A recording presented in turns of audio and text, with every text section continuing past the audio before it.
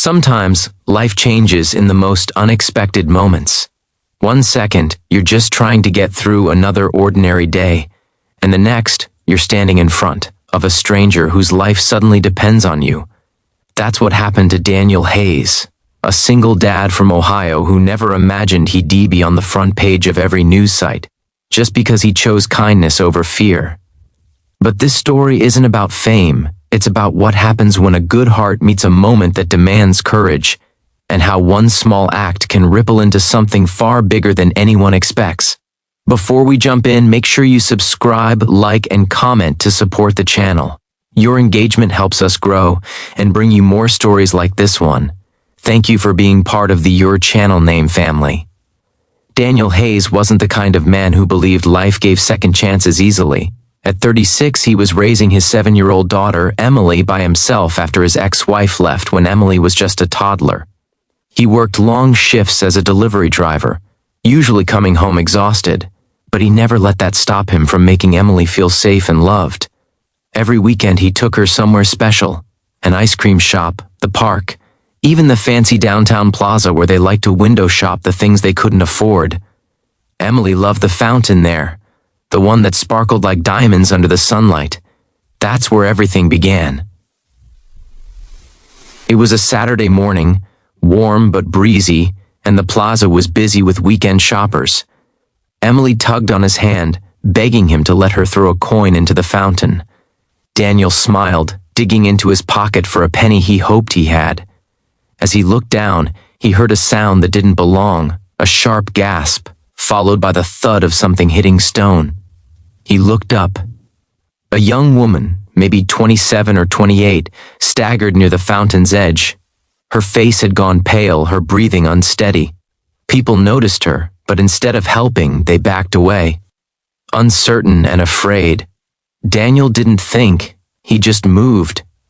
When he reached her, her eyes were wide with panic.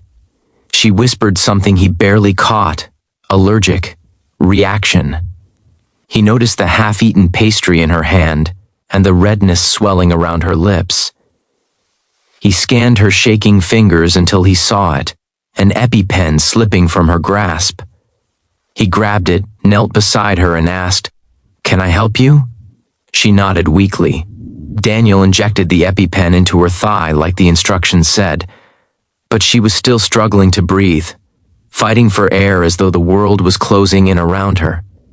Daniel remembered the paramedics once telling him that sometimes you needed to give rescue breaths if the throat started closing. It was terrifying, but he didn't hesitate. He tilted her head back, sealed his mouth over hers, and gave 2 steady breaths. Her chest lifted, then again. Slowly, she sucked in a shaky breath on her own. Her eyes fluttered open, filled with confusion, and something like relief. Sirens approached in the distance. Emily watched the whole thing, clutching Daniel's backpack with wide, scared eyes. Daniel held the woman's hand, keeping her awake until the paramedics arrived. She managed to whisper her name, Ava. They took her to the hospital, thanking Daniel for his quick actions. A small crowd had gathered, murmuring about the single dad who saved that woman's life. Someone recorded it, but Daniel didn't think much of it. All he cared about was calming Emily, who had never seen her dad look so frightened. He didn't expect to hear anything else about it. But the next morning, his phone rang. "Mr. Hayes?" a voice said. "This is Charles Whitmore." Daniel froze. Everyone in the entire state knew that name. Charles Whitmore, the billionaire CEO of Whitmore Industries, a man who owned half the buildings downtown. "I believe you saved my daughter's life yesterday," the voice continued. "I'd like to meet you, today." Daniel almost dropped the phone. He looked around his tiny apartment, the peeling wallpaper, the stack of bills, the small kitchen where Emily played with her crayons.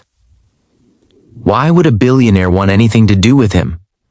Still, something in the man's voice wasn't prideful or demanding.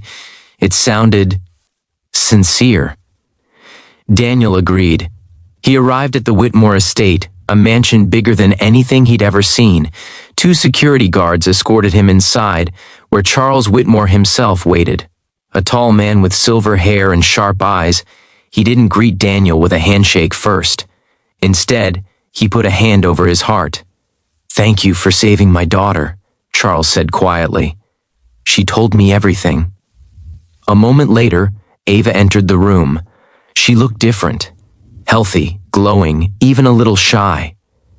She walked up to Daniel with tears shining in her eyes. "You didn't just save my life," she said softly.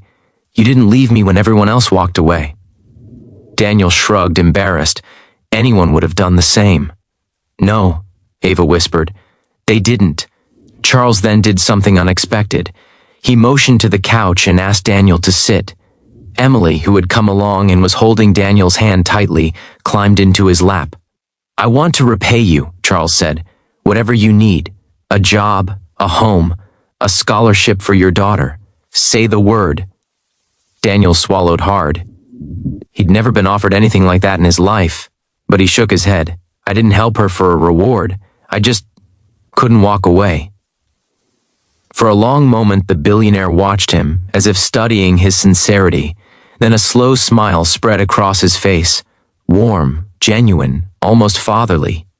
"That," Charles said, "is exactly why I want to help you." He insisted, but in a different way this time. Not as payment, but as partnership. He offered Daniel a job with fair hours, good benefits, and enough flexibility to be there for Emily. Not charity, a chance. Daniel accepted, but only because he knew he needed stability for his daughter. Over the next few months, Ava visited often.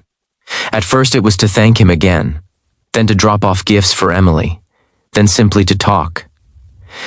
They discovered they had similar senses of humor, similar values, similar wounds from the past. Daniel never expected to fall for someone like her. He was just a delivery driver trying to survive life. She was a billionaire heiress with the world at her feet. But kindness makes people equal. And one evening, as Daniel watched Ava laughing with Emily on his small living room floor, he realized something important. Kindness hadn't just saved Ava's life. It had changed his. Not because he gained a better job, not because a wealthy family welcomed him in, but because kindness opened a door to a future he had never believed he deserved, a future filled with love, hope, and possibility. All because he chose to stop, kneel beside a stranger, and help. In a world that often feels rushed and divided, kindness still has the power to create miracles.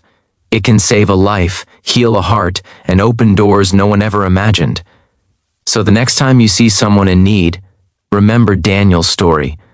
You might not be a billionaire. You might not have much to give, but your kindness may be the moment someone desperately needs, and who knows, it might just change your life too. Be kind, be brave, and keep spreading light, one small act at a time.